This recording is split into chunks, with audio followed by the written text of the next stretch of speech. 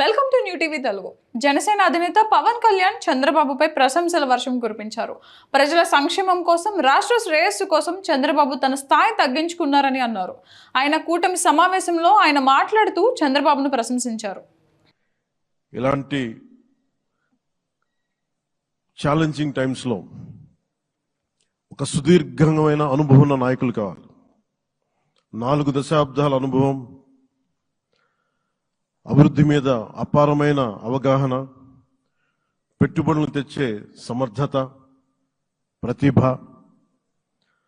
విదేశాల్లో ఉండే నాయకుల్ని మలేషియా దగ్గర నుంచి, సింగపూర్ దగ్గర నుంచి, యూరోప్ అమెరికా నుంచి ఆ దేశాల అధ్యక్షుల్ని తెలుగు రాష్ట్రాల వైపు దృష్టి మళ్లించేంత శక్తి సమర్థత ఉన్న శ్రీ నారా చంద్రబాబు నాయుడు గారికి ఆయన నాయకత్వం చాలా అవసరం, ఆయన అనుభవం చాలా అవసరం. అలాంటి అపారమైన అనుభవం ఉన్న వ్యక్తిని, అనుభవం ఒకటే కాదు, ధైర్యశాలి. ఈ రోజుకి నాకు ఒకటే గుర్తుంటుంది. మన తాడేపల్లిగూడెం సభలో చెప్పాను, చాలా క్లేమోర్ మైన్స్ పేలిపోతే, జీప్ ఎగిరిపోయి కింద పడితే చొక్కా దులుపుకొని ఆయన మళ్ళీ వచ్చి రాజకీయం చేసిన వ్యక్తి. ఈ రోజున సైబరాబాద్ ఉంది అంటే అది శ్రీ చంద్రబాబు నాయుడు గారి దార్శనికత. అలాంటి వ్యక్తి, ఆయన అనుభవం ఈ రోజున 2024 ఆంధ్రప్రదేశ్కి ఎన్డీఏ కూటమి తరపు నుంచి ముఖ్యమంత్రి అభ్యర్థిగా శ్రీ నారా చంద్రబాబు నాయుడు గారి పేరుని జనసేన పార్టీ పక్షాన నుంచి మేము బలపరుస్తున్నాం.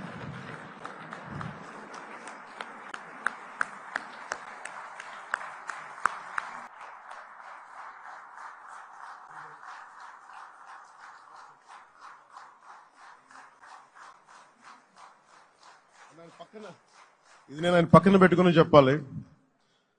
ఆయన నలిగిపోయారు. జైల్లో చూశాను ఆయన.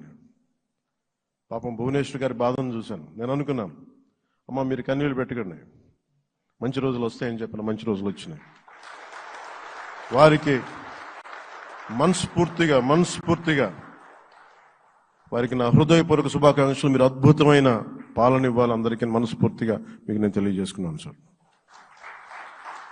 ఇక పవన్ ప్రశంసలకు చంద్రబాబు స్పందించారు. ఈ రోజు పవన్ వల్లే తాము అధికారంలోకి వచ్చామని, ఆయన జైల్లో ఉన్నప్పుడు పవన్ కళ్యాణ్ టీడీపీకి అండగా నిలబడి టీడీపీ నాయకుల్లో ధైర్యం నింపారు అని పవన్ కళ్యాణ్ పై చంద్రబాబు కూడా ప్రశంసలు కురిపించారు.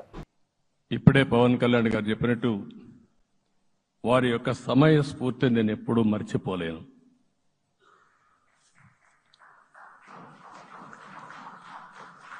మొట్టమొదటిసారిగా నేను జైల్లో ఉన్నప్పుడు వచ్చినప్పుడు నన్ను పరామర్శించారు. బయట వచ్చి ఈ రాష్ట్రం అంత మునుపు చెప్పినా, అంత మునుపు అనేక సందర్భాల్లో ప్రభుత్వ వ్యతిరేక ఓటు చేయకూడదని చెప్పారు. కానీ నన్ను చూసి బయటికి వెళ్ళిన తర్వాత ఈరోజు తెలుగుదేశం జనసేన పొత్తు పెట్టుకుంటున్నామని చెప్పిన మొదటి వ్యక్తి పవన్ కళ్యాణ్ గారు.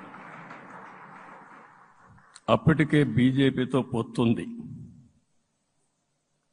అయితే ఒక మాట చెప్పాడు, బీజేపీతో పొత్తుంది, బీజేపీ, తెలుగుదేశం, జనసేన 3 పార్టీలు కలిసి పోటీ చేస్తామని కూడా చెప్పి మళ్ళీ ఆ ప్రయత్నం చేసి కడాన రాష్ట్ర ప్రయోజనాల దృష్ట్యా బీజేపీ, తెలుగుదేశం, జనసేన పొత్తు పెట్టుకున్నాం.